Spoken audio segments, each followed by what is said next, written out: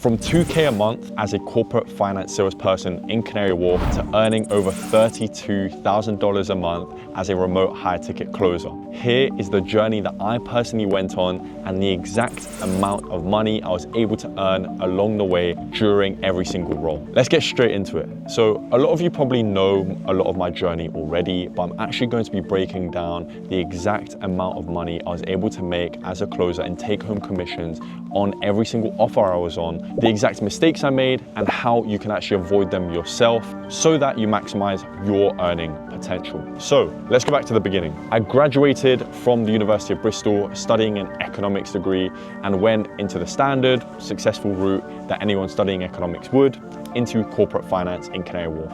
I transitioned into a sales position. It's something that actually interested me a lot, and when the opportunity came about, I thought, why not do it?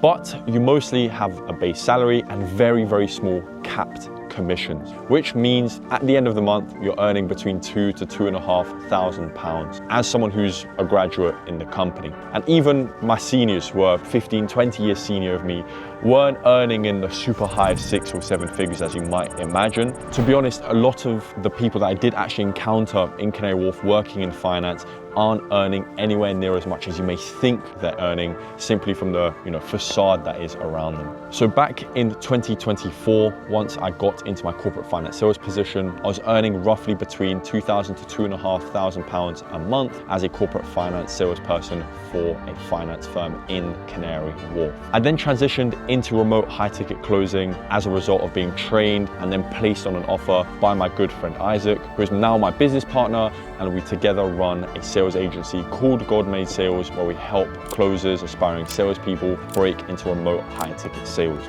Now, the very, very first role that I was placed on was an e-commerce supplement drop shipping offer, where we were selling mentorships on how to build your first Shopify store and start selling your own supplement items. Now, I always go back to the 3C system that I use: competence, conviction, and company. And of course, I tried to be as convicted as possible. I, of course, wasn't as competent as I am now, but that comes along with training and with time as being a closer. But in terms of company, it's definitely not something I was passionate about. Supplement dropshipping isn't something I'm particularly interested about, but as I tell every single new closer, what you want to do is make the rookie mistakes that you're going to make on an offer which you may not want to be on long term, so that you can build up your experience and build up the skills to be able to perform very, very well on an offer that you're actually very convicted on and very, very passionate about later down the line.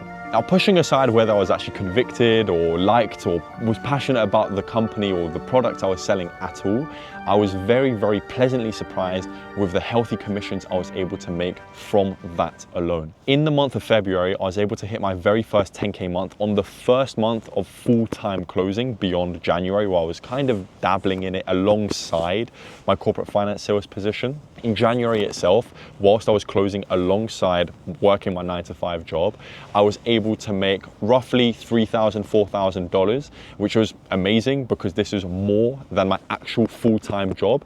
Considering the fact that I was actually just closing on the side, I thought, why not go all in? As a result, in February, I went all in. I was on the e-commerce supplement dropshipping offer and made over $10,000 in my very first month of full-time closing. Now, of course, not everyone is going to be as competent or as convicted as I may have potentially been back then, but of course it all comes with time, and if you can speak, you can close.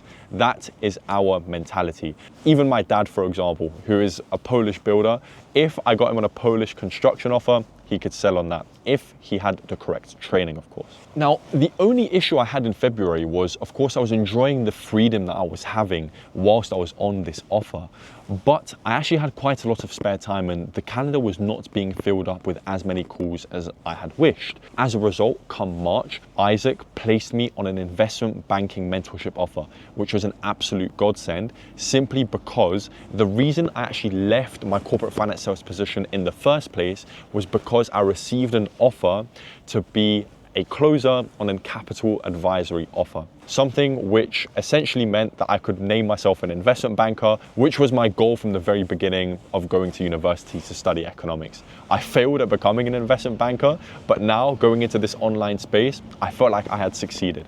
Unfortunately, before we even got to the first day of calls, they purged the entire team essentially, and as a result, I was now stuck without my corporate finance position and without the perfect role that I actually wanted to be on. I was then selling the e-commerce supplement dropshipping mentorship, which of course, as I mentioned, I wasn't that passionate about, but had to persevere, and it really taught me a lot about myself. Come March, as I mentioned, I then started to actually stack offers, and I started to stack offers between an investment banking mentorship offer, a business school mentorship offer, helping students break into top business schools, and then continuing with the e-commerce supplement dropshipping side of things. Now, my peak month on the investment banking mentorship offer was cash collecting over $170,000, which meant that I was able to take home over $17,000 in commissions from that alone. This alongside still collecting roughly $8,000 to $9,000 from the e-commerce supplement dropshipping side of things, and then another £6,000 to £7,000 from the business school mentorship side of things. And of course, this is at its peak.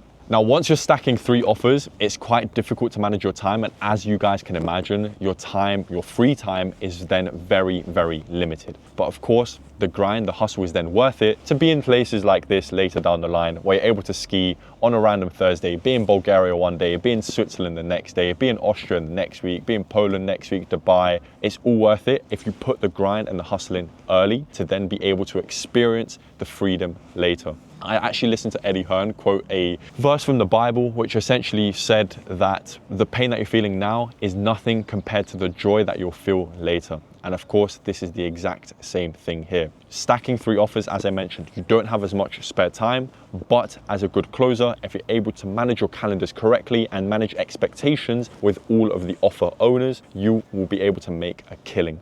And this is exactly what I was able to do whilst earning $32,000 in a single month at my peak as a closer. The issues began to arise from there. As I mentioned, nothing is always plain sailing as it seems. My conviction on the e-commerce supplement dropshipping side of things dropped simply because I was receiving a lot of messages from prospects which I had built very, very strong connections with, saying that the offer owner wasn't fulfilling, that the mentorship wasn't as I had sold it to them.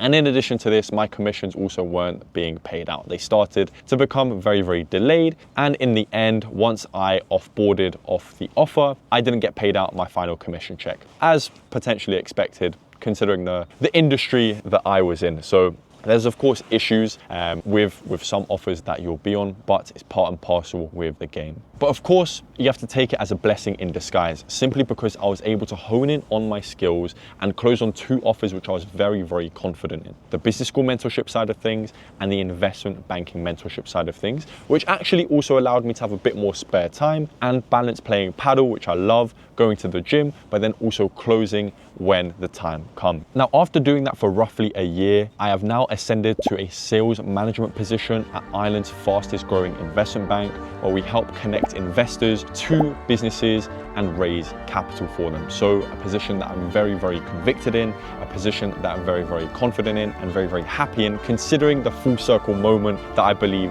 that this has essentially opened up. What I mean by this is being let go of the initial investment banking, capital advisory, sales position to now being a sales manager on an even better competitor. It's something that I'm very, very proud of. Now, the standard route which most online sales people will go through is initially becoming a setter, where you can make between £3,000 to £8,000 a month at its peak, then shifting over to probably being an SDR, where you can make between £5,000 to £12,000 a month, shifting over to being a closer, where you can make between £10,000 to £30,000 a month. If you're a very, very good closer, making up to £50,000 a month, and then shifting into sales management. Sales management, depending on how good you are, and depending on how many offers you're actually managing and how big these offers are, you can range between making £20,000 to up to £200,000 a month. One of my good friends, Joshua Ajayi, who was a sales manager for a very, very big US sales agency owner, was making 6 figures a month from sales management. So this is very, very possible.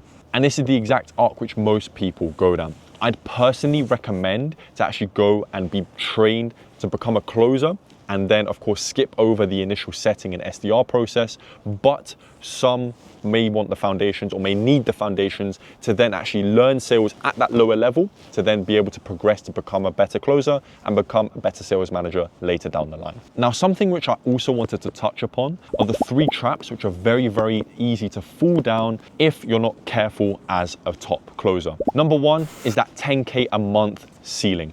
And what I mean by that is you make 10K a month, your lifestyle's pretty good whilst earning 10K a month, and you become complacent. This is something you don't want to do. You want to continue to progress. You want to continue to ascend to better offers, to making higher commissions, to then be able to become the best sales manager later down the line. Number 2 is the opportunity ceiling. So being on the wrong offer, which of course, as I mentioned, can be actually a good thing at the beginning of your sales career to be able to make sure you can make the mistakes on an offer which you're maybe not too passionate or convicted in, but then not being able to shift away from that and negotiate yourself into better opportunities. That is a trap you can very, very easily fall down if you become complacent whilst working with maybe a fun or good team at an offer which isn't making you that much money. And number 3 is sales stagnation. Killer closers aren't just closing the deals in front of them, but they're actually being proactive and scheduling in new calls from ghosted leads or leads which never showed up to the calls. Because if you're a good closer, you want more calls, because more calls equals more money. So to wrap it up, the exact ascension which you essentially want to go down is initially getting the training, as I mentioned with God Made Sales, for example, getting the training, getting the skills required to become a remote high ticket closer. From there, offer stacking between 2 to 3 offers, I would personally recommend.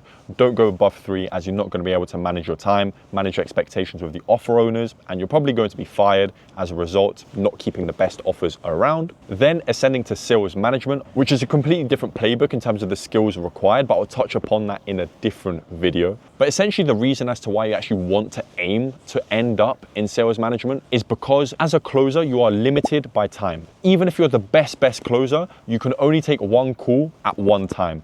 And usually a call is roughly 45 to 60 minutes, meaning you can at maximum maybe take 15, 16 calls a day without being burnt out or missing out on too much sleep. Whereas if you're a top sales manager, you're able to manage multiple offers at the same time, and as a result, be able to earn much higher commission checks, because you're not just taking your own commissions, but you're taking the commissions of the entire company. Meaning you don't just, of course, take the money from the deals that you close and cash collect, but the deals that all of the closers bring in, depending on how good of a sales manager, of course, you are. So guys, that was my exact journey, breaking down the numbers that I was able to earn whilst shifting from earning £2,000 a month in my corporate finance sales position to becoming a remote high ticket closer, earning over $32,000 a month. So guys, if you personally want the training, need the training, want to be placed on a top offer and escape from your current 9 to 5, there will be a link down below where we can explore whether GMS is something that is the right vehicle to take you in the right direction for your particular position. And of course, we'll discuss your current position and exactly where you want to be over the next 3 to 6 months. So guys, hope you've enjoyed the video, and I'll see you guys very soon, hopefully on the ski slopes. See you later.